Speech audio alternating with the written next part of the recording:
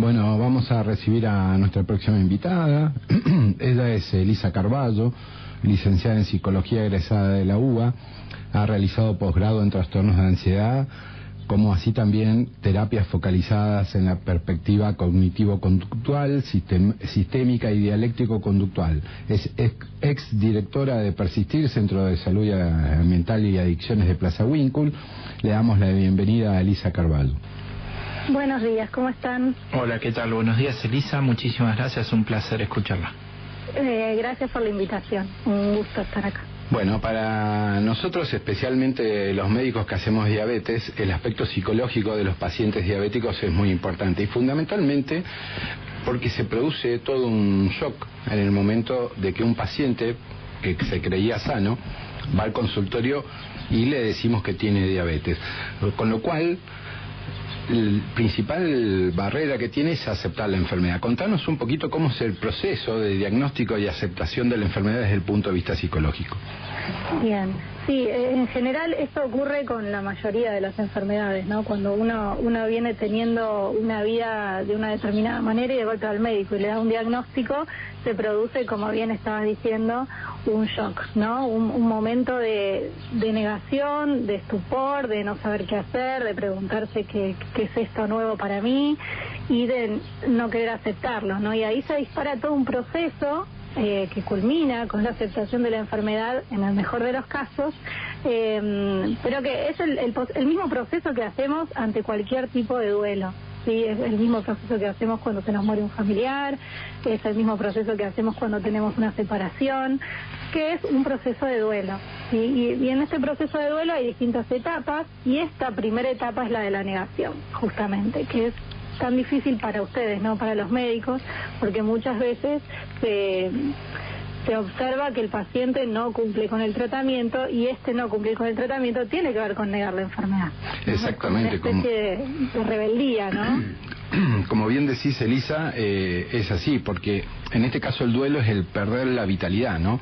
Es perder ese estado de salud perfecto que el paciente asumía que tenía. Exactamente, además todos tenemos esta cuestión medio omnipotente, ¿no? De pensar que nunca nada nos va a pasar y de golpe que nos den un diagnóstico, ¿no? Bueno, genera esta situación de shock y de negación. ¿Y después de la negación? Sí, después de la negación, en realidad, si bien son etapas, ¿no? Y uno podría decir, bueno, viene esto, después viene lo otro, después viene lo demás allá, se mezclan, ¿no? Pero aparecen distintas emociones. Una puede ser la del enojo, que también muchas veces son ustedes los que reciben el enojo, ¿no? A veces los pacientes se tienen que enojar con alguien y se enojan con los médicos, o se enojan con la vida, con el destino, con la religión, porque les tocó esta enfermedad, y o consigo mismos porque no se cuidaron, ¿no? Y empiezan con esto de ¿por qué me pasa esto a mí? Si yo no me lo merezco, ¿no? Y preguntas de ese estilo. Otra etapa también es la de la negociación, que es cuando la persona empieza de alguna manera a empezar a aceptar que, bueno, esto va a ser un poquito así, bueno, entonces por ahí no me voy a poder comer los chocolates que me comía antes, pero a lo mejor me puedo comer, ¿no? El chocolate bajo en azúcar o el helado apto para diabéticos y esta cuestión, ¿no? Y bueno, y eso es parte también de poder acercarse un poco más a la aceptación. Y otro momento muy importante, o una emoción muy importante que aparece, es la angustia, es la tristeza, ¿no? Que en general todos los seres humanos le escapamos mucho al dolor emocional, ¿no? Pero que es lo necesario para poder llegar a la aceptación, digamos. Una vez que uno atraviesa el dolor, que uno se pone triste, que llora, patalea y atraviesa ese dolor, es cuando podemos llegar a aceptar, ¿no? A terminar de aceptar. En general todos le escapamos, pero es una parte necesaria para llegar a la aceptación. Y es tan importante llegar a la aceptación porque ahí es cuando podemos actuar, ¿no? Y empezar a hacer lo que tenemos que hacer, que es cumplir el tratamiento.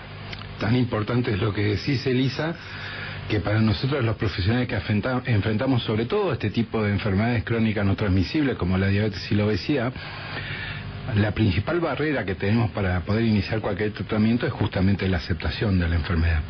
¿Cómo podemos trabajar el equipo interdisciplinario con esto para lograr una mejor y más rápida aceptación de la enfermedad? Bien, bueno, la familia tiene un rol importante en cualquier proceso de cualquier enfermedad, ¿no? Entonces, bueno, convocar a la familia y realizar mucho lo que en psicología llamamos psicoeducación, que es esto de transmitir la información, bueno, correcta, obviamente, y entendible, ¿no?, para la familia, porque a veces pasa un poco esto, que los médicos hablan en palabras difíciles y la gente no lo entiende. Entonces esto de generar psicoeducación para que la gente entienda e involucrando a la familia, ¿no?, para que esto sea un proceso acompañado, porque si yo tengo que hacer una dieta y en casa están todo el día comiendo lo que yo no puedo comer, es muy difícil tener una dieta, ¿no? Totalmente. No quiere decir que toda la familia se tenga que poner a dieta, pero seguramente colabora mucho que toda la familia lo ayude a la persona que está realizando una dieta, o le incentive para hacer la actividad física que tiene que hacer, o la acompañe a hacer actividad física, o si necesita hacer una terapia, que también lo acompañe a terapia, ¿no? Porque bueno, también tenemos acá en esta zona en particular hay un pensamiento todavía muy importante de que la terapia es para los locos, ¿no? Exactamente. Y que entonces no, que voy yo a terapia si yo no estoy loco, yo tengo diabetes, ¿no? ¿Por qué voy a ir a hacer una terapia? Bueno, y con eso te cuento una anécdota, sí. Espero no se enoje mi mamá. Hace muchos años yo una vez le pedí que fuera el psicólogo, lo veí necesario, y ella se enojó y se molestó en su momento. Porque ella pensaba justamente eso, que yo le estaba diciendo que estaba loca. ¿Usted la quería internar? Años después, ella fue a psicólogo, psiquiatra, lo que necesitó, y hoy en día encontró una psicóloga con la cual estaba muy contenta y está muy agradecida, y realmente le cambió para bien su forma de afrontar la vida. Entonces es importante entender que ir al psicólogo, como bien destacás, no significa estar loco, por el contrario, es simplemente un profesional que nos va a dar las herramientas necesarias para poder afrontar estos cambios, ¿no? Exactamente, sí, y acompañar en todo este proceso de duelo, que es duro, es muy duro, es muy duro cambiar hábitos también, ¿no? ¿Por qué es tan difícil para el paciente que le dan las indicaciones de un autocuidado? Porque, y es más, hay veces que ellos mismos notan que con ese autocuidado mejoran, pero ¿por qué es tan difícil aceptar esto y empezar a realizar el autocuidado? Bien, sí, pero en primer lugar por esta cuestión que decíamos de la no aceptación, ¿no? Y de la omnipotencia que todos creemos que manejamos todo, ¿no?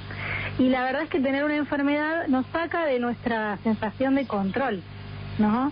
Yo creo que voy por la vida controlando todo lo que hago, o relativamente, ¿no? Controlando todo lo que hago, porque controlo que ahora me levanto, controlo que tengo ganas de comer, controlo, bueno, que cómo va a ser mi día, más o menos, cosa que la pandemia nos ha quitado un poquito, ¿no? Sí. De la sensación de control. Y de golpe me dan un diagnóstico de una enfermedad en la que de golpe mi cuerpo está funcionando de una manera que yo no controlo, ¿no? Entonces aceptar esto es muy duro, es muy difícil. Y por otro lado, porque también el autocuidado no es algo que se nos propicie desde muy temprana edad muchas veces, ¿no?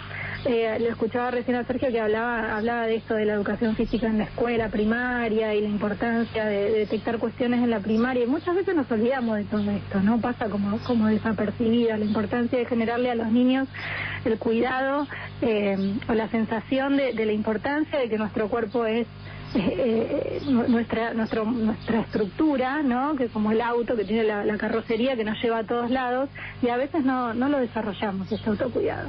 Y además vivimos en una vida que no nos permite mucho pensarnos, ¿no? Estamos como bastante en automático. Yo creo que también esta pandemia nos ha hecho pensar o replantearnos un poquito todo esto, pero en general vivimos tan acelerados que cuando estamos acelerados no nos podemos mirar, si pasa mucho, por ejemplo, con las docentes. Yo tengo muchas pacientes docentes, trabajo también en docencia, y los tiempos, por ejemplo, del docente es que entre un turno y otro no les da ni tiempo para comer, sentarse a comer, con la importancia que eso acarrea, ¿no? Eso de comer tranquilo, sentado en la mesa, y no 5 minutos tragarme 2 o 3 bocaditos y salir corriendo, ¿no? Entonces vivimos en un mundo en el que el autocuidado quizás no se puede por el trajín diario, ¿no? Por eso también como parte del tratamiento o o de la ayuda para cualquier persona que está atravesando una enfermedad es poder hacer lo que yo llamo anclajes en el presente, ¿no? Hacer cuestiones que me conecten con el momento presente. Yo trabajo mucho con mindfulness, que es una técnica de meditación aplicada en psicoterapia, que tiene que ver con eso, con anclar en el presente, con tomar conciencia del momento presente, por ejemplo, en el comer conscientemente, ¿no? Que el comer sea con conciencia, no tragar, porque esta es otra cosa que influye también en las dificultades para el autocuidado, la relación que tenemos con la comida. O con la actividad física, ¿no? Pero con la comida nosotros somos los únicos animales que no comemos porque tenemos hambre. Comemos ¿no? por placer, eso es verdad. Y eso va ligado al sistema de recompensa que tiene nuestro cerebro, y es complicado ir en contra de eso y decirle al paciente, mire, usted vivía toda su vida pensando que podía comer lo que quería y que pensaba todo el día que iba a comer a la noche, y ahora, bueno, tiene que cambiar un poquito eso, ¿no? Exactamente. Por eso es importante esto de aprender a comer con conciencia, ¿no? De sentarme a comer y saborear lo que estoy comiendo, no tragar, porque una de las técnicas de mindfulness que usamos a veces es la de la pasa de uva, que es, por ejemplo, agarrar una pasa de uva y comerla con conciencia. Si uno hace este ejercicio, después, si quieren hacerlo en casa, agarran la pasa de uva, la miran, primero se conectan desde los sentidos, observando esta pasa de uva, y la miran, la observan, y ya inmediatamente uno empieza a salivar, simplemente conectarse con lo visual, de ver una comida tan simple como una pasa de uva, que en realidad uno no la traga, ¿no? Porque es algo que es tan chiquitita que pero si uno hace esto de observarla, de mirarla, de tocarla con el tacto, de sentirla y olerla, bueno, con el olfato inmediatamente ahí ya estamos salivando seguro. Yo se los voy contando y ya siento que estoy salivando. Estamos en la misma sensación. ¿Eso tiene que ver con los reflejos condicionados de Pavlov o no?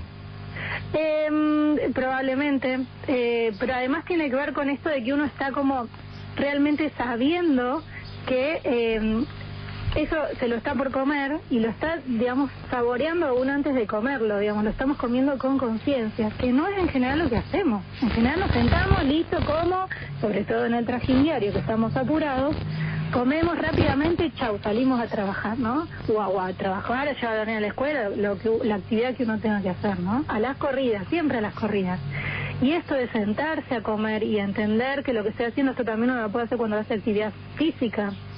Y es tan importante hacerlo cuando uno hace actividad física, ¿no? Que la actividad física no sea un mero movimiento, levanto y bajo el brazo, sino tomar conciencia de hasta dónde puedo levantar y bajar ese brazo. Para eso ayuda mucho también a hacer yoga, ¿no? Que el yoga apunta justamente a la toma de conciencia del cuerpo y hasta dónde mi cuerpo puede o no puede hacer tal o cual movimiento.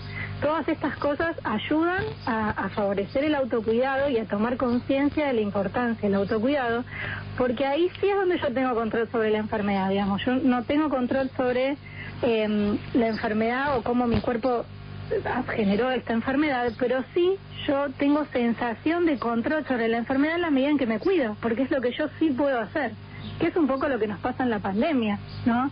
Está el bicho ahí afuera, ¿no? Diríamos así en criollo, ¿no? Por ahí dando vueltas el coronavirus, y yo no puedo manejar hasta dónde va a dar vueltas el coronavirus, ¿no? Pero sí puedo manejar hasta dónde yo me cuido en relación a eso. Bien. Y esto es muy importante para reformulárselo a los pacientes, ¿no? Para poder planteárselo a los pacientes. Bueno, a ver, sí, la enfermedad es así, pero vos podés hacer algo en relación a esto. Bien. No es que estás ahí vulnerable ante la enfermedad, sino que vos tenés la capacidad de manejo de esto, y el autocuidado es la capacidad de manejo de esto. Elisa, mencionaste la negación y la aceptación.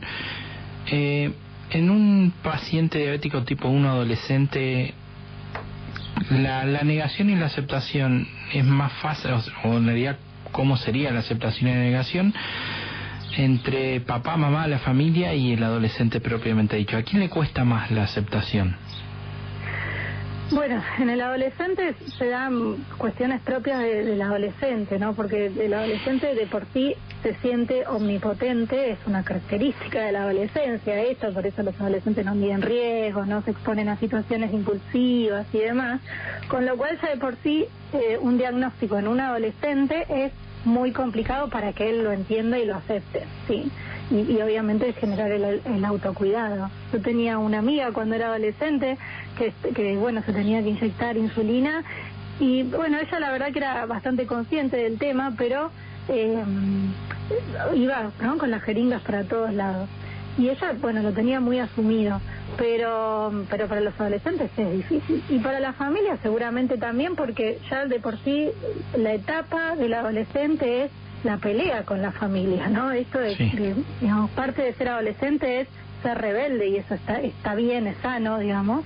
La rebeldía adolescente es parte de poder crecer, de separarme de mis papás. En la adolescencia también hacemos duelos, y uno de los duelos es el duelo de los padres, ¿no? De aceptar que mis papás no son esos superhéroes que yo veía cuando eran chiquitos, sino que son reales, ¿no? Tienen errores, se equivocan, no son como los papás de mi amigo que hacen tal o cual cosa y a mí me encantaría que fueran así y demás. Entonces, aceptar encima la indicación de los padres es como ceder a esta rebeldía, con lo cual se pueden producir luchas bastante importantes en casa, ¿no?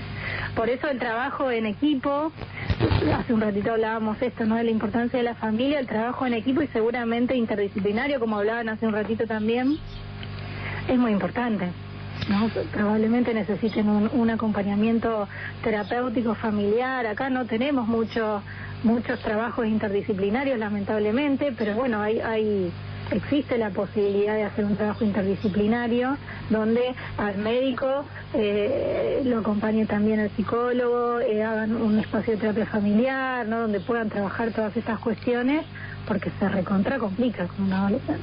Totalmente, eso es una deuda pendiente que seguimos insistiendo acá, que tenemos en nuestra sociedad y que tenemos que empezar a mejorar, lo del trabajo interdisciplinario, que por el momento, como siempre decimos, depende más de esfuerzos individuales que de cosas organizadas. Pero Elisa, está muy bueno todo esto, pero al paciente diabético no solamente le cuesta aceptar la enfermedad al momento del diagnóstico y después realizar el autocuidado, sino que también se suele acompañar de otros trastornos psicológicos. Contanos un poco de eso. Sí, las personas con diabetes suelen tener mayor prevalencia de trastornos depresivos y ansiosos que la población sin diabetes, ¿no? Hay estudios que hablan de esto. Cada vez más. Cada vez más. Sí, la depresión es como el trastorno de nuestros tiempos, ¿no? Un poco que está metido en todos lados, lo cual, si uno lo piensa, la depresión es un trastorno en el que la persona está triste gran parte de su día, ¿no? Y es un problema porque la depresión genera la tendencia a no querer hacer, ¿no? La tristeza es una emoción que nos lleva a estar tirados en la cama y no movernos, ¿no? Si uno piensa en los momentos que he estado triste porque perdí un familiar, por ejemplo, bueno, uno tiene como esa sensación de que querer quedarse en la cama y que el tiempo pasa y no hacer nada. Y eso en general genera la depresión. Por eso el tratamiento psicológico para la depresión justamente es la activación, ¿no?, el hacer cosas, ayudar a la persona a hacer cosas. Y si una persona está con diabetes y encima está deprimida, podemos pensar en lo complicado que eso es. Es un combo peligroso, por supuesto. Exactamente, es un combo peligroso porque además la depresión muchas veces acarrea ideas o rumiación suicida, ¿no? Cuestiones referidas a, bueno, dejarme estar, morirme, ¿no? ¿Para qué? ¿Qué sentido tiene la vida? ¿No? O bueno, me lo merezco porque hice tal o cual cosa, ¿no? Las ideas de culpa son muy comunes también. Entonces, no es menor tener que estar atentos si la persona está deprimida, porque obviamente mejorar la depresión o salir de la depresión ayuda a que la persona cumpla con el tratamiento. Bien, además, y la ansiedad, sí. No, decía que además la consulta precoz en depresión con los especialistas es fundamental, ¿no? Sí, porque la depresión después puede hacerse recurrente, una depresión que no se trata después se puede hacer crónica, entonces es importante. Una vez más volvemos a esta cuestión de romper con eso de que hay que estar loco para ir al psicólogo, ¿no? Al contrario, justamente hay que ser conciencia, ando por ahí dando vueltas, no sé si en Facebook o por ahí, esto de que el que va al psicólogo es el que quiere hacerse cargo de sus emociones, ¿no? O de querer estar mejor, del cambio, no justamente el que está loco. El otro trastorno, el de la ansiedad, o las ansiedades, porque en realidad dentro de los trastornos de ansiedad hay muchos trastornos distintos, pero lo que tiene en común es que la ansiedad es una emoción que está muy asociada al miedo. Entonces es lógico que una persona con un diagnóstico de una enfermedad crónica tenga miedo. Es lo más lógico y lo más entendible. Cuando tenemos miedo se nos despierta una reacción física de huida, y también entonces ahí podemos no querer hacer lo que tenemos que hacer, o no ir al médico, porque si voy y justo me cambiaron los valores, a ver si por las dudas voy y me va a decir que no sé, que tengo que hacer más dieta, o que no sé, o que tengo que cambiar la medicación, o tomar más o tomar menos. Entonces tampoco es menor la importancia de la ansiedad en una persona que está con una enfermedad. ¿Cómo se puede mejorar la adherencia al tratamiento? Bueno, estas cuestiones de la participación de la familia y de incluir a la familia para facilitar que la persona haga el tratamiento me parece que es fundamental. También la participación en grupos de autoayuda, esto no me quiero olvidar de decirlo porque es muy importante. A veces está como la idea de que el grupo no va a ser importante porque a lo mejor no hay un profesional ahí, y no es así. El grupo de autoayuda es terriblemente importante para cualquier proceso, cualquier enfermedad. Bueno, como decía en la presentación, yo trabajé muchos años en adicciones, y el grupo de autoayuda para el adicto es fundamental. Así como también su tratamiento psicológico y médico y psiquiátrico muchas veces, pero el grupo de autoayuda es fundamental porque sentarme al lado de otra persona que está viviendo lo mismo que vivo yo, o vivió lo mismo que viví yo, o está en otra etapa del proceso de duelo, pero me va a entender porque vivió lo mismo, me pone a mí al lado de un igual, que no es lo mismo que yo siento cuando estoy frente a un profesional, frente al médico, frente al psicólogo, ¿no? Es como que frente al médico o al psicólogo hay una cierta distancia, porque siento que no me va a entender porque no lo vivió, ¿no? Por más que lo respete y respete su palabra, ¿no? No es lo mismo que el otro me lo está diciendo porque él le sirvió tal o cual cosa hacer, porque lo vivió, ¿no? Entonces, esto es muy importante, participar de espacios con otros que me van a comprender porque han vivido lo mismo que yo. Y me parece que también es muy importante esto de la empatía, ¿no? De ponerse en el lugar del otro, tanto del médico hacia el paciente como de la familia hacia el paciente, ¿no? La empatía, por ahí es importante que la defina, ¿no? Es la capacidad de ponerme en el lugar del otro, en los zapatos del otro. Esto a veces no pasa, entonces la familia, bueno, tiene que hacer dieta, hace la dieta. Y no, bueno, a ver, ¿qué le está pasando a esa persona? No es fácil tener una enfermedad, no es fácil tener diabetes, con todos los problemas, el cansancio físico, las disfunciones sexuales que puede generar también, ¿no? Porque esto parece que no, pero la sexualidad es algo muy importante para los seres humanos, sí. Tremendamente importante. El tener que cambiar los hábitos y de golpe empezar a tomar una medicación que antes no tomaba, o empezar a inyectarme cuando antes no lo hacía. Esto de tomarse los niveles de glucemia y tener que pincharse el dedo, que puede parecer una pavada. Hay gente que tiene fobia de pincharse. Totalmente. Entonces, no es una pavada, no es agradable, lleva tiempo poder hacerlo.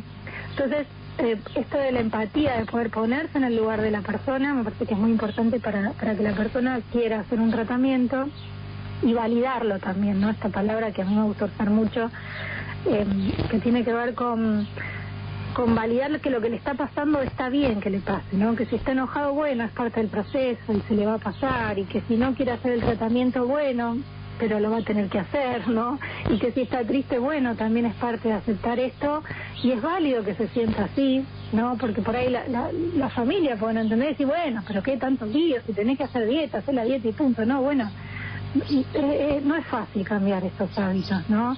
Entonces me parece que todas estas cuestiones ayudan a que la persona haga el tratamiento. Bien, Elisa, nos quedó más que claro durante toda la charla que no es fácil aceptar la enfermedad, que cuesta realizar el autocuidado, que es necesario el apoyo profesional para hacerlo, que no es fácil lograr una adherencia adecuada al tratamiento, pero lo que más nos tiene que quedar claro, sin duda, es la necesidad del equipo interdisciplinario con todos los actores presentes para que el paciente tenga la mejor salud posible, en diabetes especialmente y en muchas de las enfermedades. Aunque parezca mentira, se nos pasó el tiempo volando, ha sido muy linda la charla y queremos valorar muchísimo tu predisposición para estar con nosotros y la calidad de los conceptos que has vertido y la claridad con que los has vertido. Creo que tu lenguaje ha sido el adecuado para que la gente lo entienda. Así que desde ya, Elisa, te agradecemos enormemente que hayas estado con nosotros. No, muchas gracias a ustedes. Realmente me gustó mucho participar. Y bueno, predispuesta para cuando necesiten. Seguramente te convocaremos. Me quieren invitar de nuevo. Prontamente. Sí, lo haremos porque esto son notas express para poder tener todas las voces la posibles. Mitad del tiempo que venimos tomando sábado tras sábado tenemos que ir metiendo a cada uno de los invitados. La sensación que nos queda mucho por hablar, así que seguramente serás convocada para expresar sobre... Hay muchísimos temas que hoy la psicología ha tomado un papel preponderante, sobre todo en estos tiempos donde vivimos. La pregunta, Lisa, ¿por qué la elección del tema musical? ¿Por un gusto, por algo en particular? Bueno, la melodía me gusta muchísimo, siempre me gustó mucho, pero la letra, si bien está en inglés, y bueno, por ahí no todo el mundo habla inglés, pero la letra habla de estas cuestiones tan maravillosas que tiene nuestro mundo y que a veces no le prestamos mucha atención. Y justamente yo creo que en pandemia, yo insisto con la pandemia porque bueno, creo que todos estamos movilizados por esto. Creo que es cuando más que nunca tenemos que agradecer lo que tenemos, ¿no? Y de las pequeñas cosas, porque esta canción habla de eso, ¿no? De valorar las pequeñas cosas que tenemos en lo diario, los pajaritos que cantan, los sonidos, la posibilidad que tenemos, quizás a diferencia de otras guerras donde teníamos que estar en casa y no sabíamos si nos iba a caer la bomba. Hoy estamos en casa con tele, los que podemos, ¿no? Los que tenemos la suerte de poder eso. Sí. Aparte una guerra donde no vemos el enemigo, que no lo vemos directamente, lo cual es psicológicamente más duro, ¿no? Tan difícil de aceptar. Sí, esto de quedarse en casa creo que ha sido terriblemente difícil por eso, justamente porque no lo vemos. Pero bueno, yo creo que también esto de aceptar y de valorar las pequeñas cosas cotidianas es en realidad lo que nos mantiene bien, ¿no? Nos genera felicidad. A veces pensamos que la felicidad tiene que ver con hacer grandes cosas y grandes momentos y cosas gigantísimas, y en realidad la felicidad son momentos que podemos construir simplemente mirando una mascota, mirando a nuestros hijos como corren en el patio o mirando una película, ¿no? No necesitamos grandes cosas para ser felices. Y creo que esta pandemia debería enseñarnos un poquito de eso. Y esta canción habla un poco de eso, ¿no? De valorar lo pequeño y cotidiano que tenemos, y también habla un poco de la trascendencia. Así es. Así, bueno. Muy bella canción, bella melodía. Se repite en este ciclo. Ya otro profesional también puso este tema, así que nos vamos escuchando. Qué mundo tan maravilloso.